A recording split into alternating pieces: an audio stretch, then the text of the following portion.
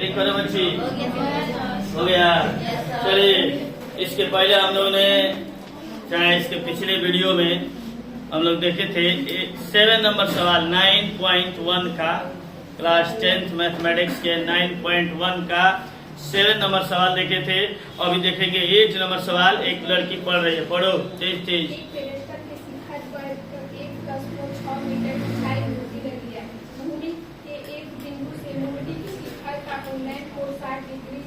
और उसी बिंदु के पेडेस्टल के शिखर पर उन्नयन कोण 45 डिग्री है।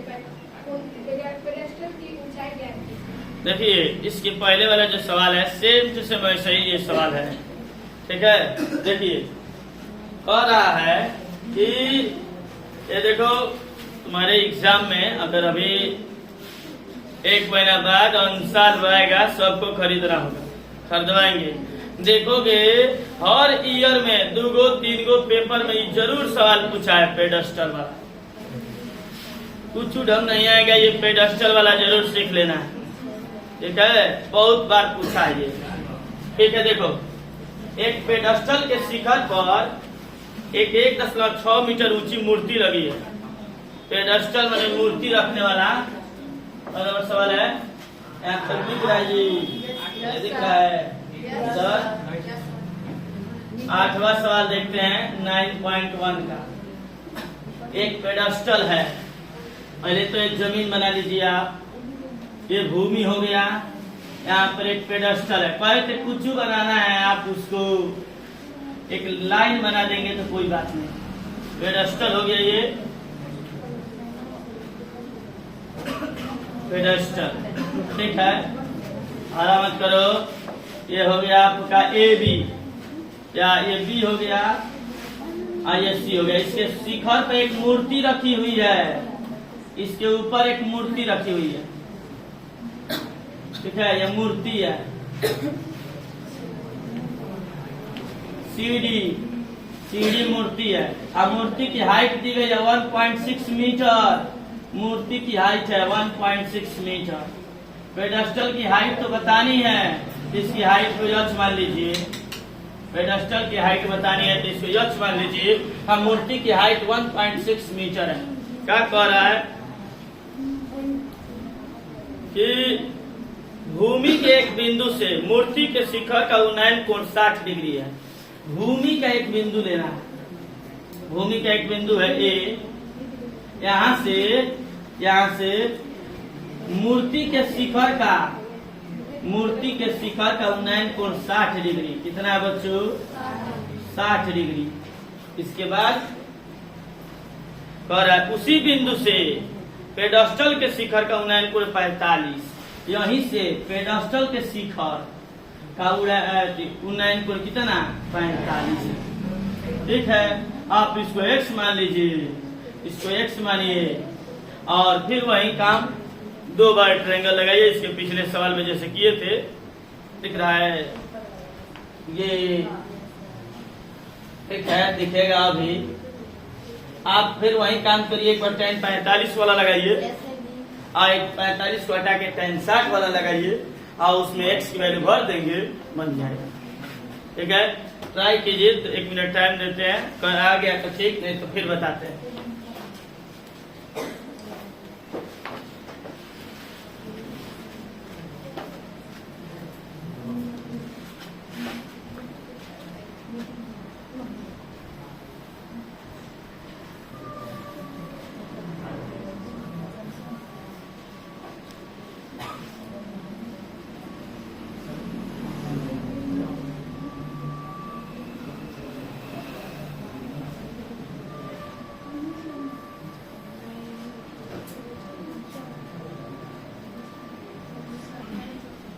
चलिए देखते हैं। ठीक है, फिर वही काम इस छोटे से ट्रायंगल में पहले 60 वाले को हटा दीजिए। आप 60 वाले को हटाइए, आपको साफ पता चल जाएगा।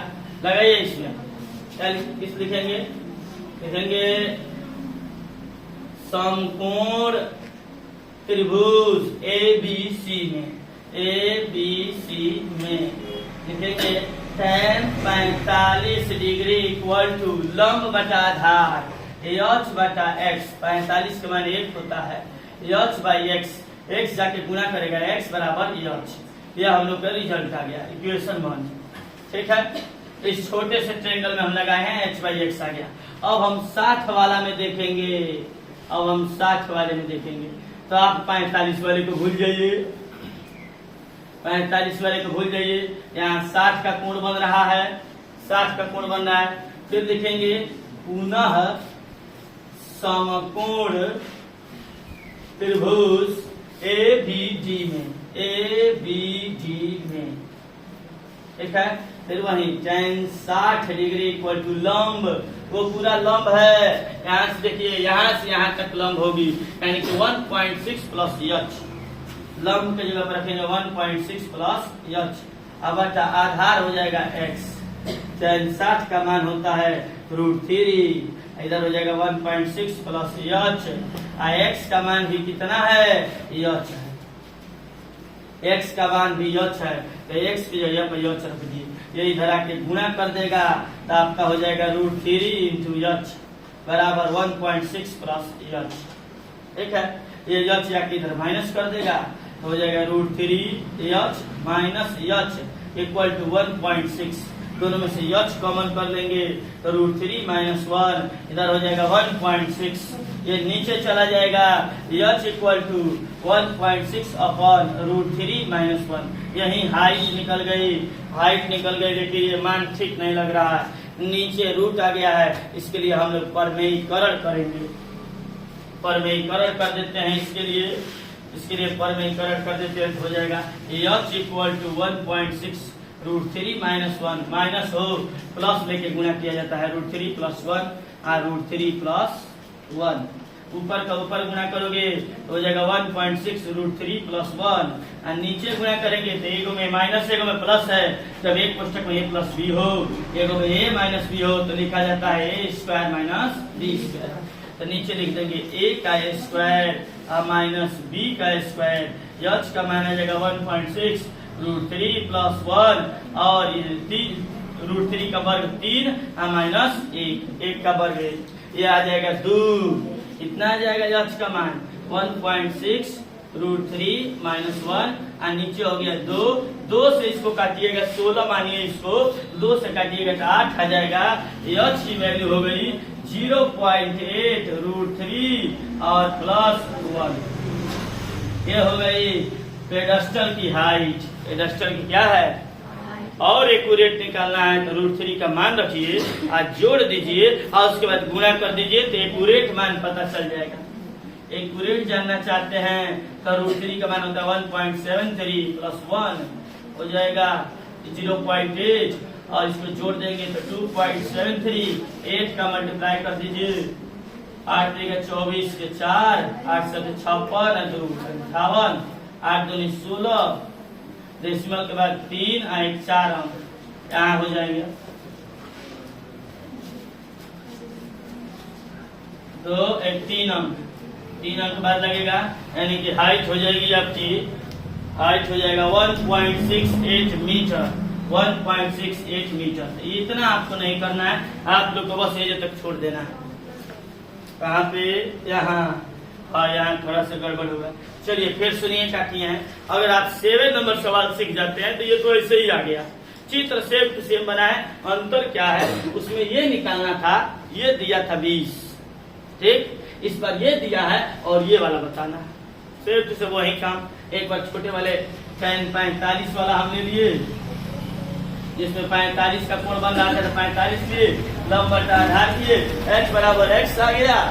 और दूसरी बार 60 वाला ले रहा है, यहाँ से 60 वाला है, 60 वाला ले रहा है, पूरा लंब है, ये आधार है, आधार की जगह पे x बराबर है तो x की जगह पे h रख दिए, इसको इधर भेजे, ये रिजल्ट मिला, √h कॉमन किए, आंसर तो यही हो गया था। लेकिन इसको परमेयीकरण करना पड़ा रूट को हटाने के लिए, ये परमेयीकरण हुआ है और ये आपका आंसर आया।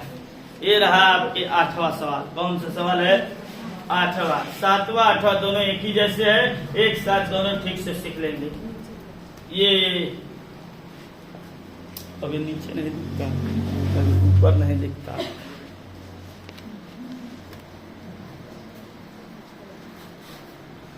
नीचे जो नहीं दिख रहा था अब देख लो सब। एक है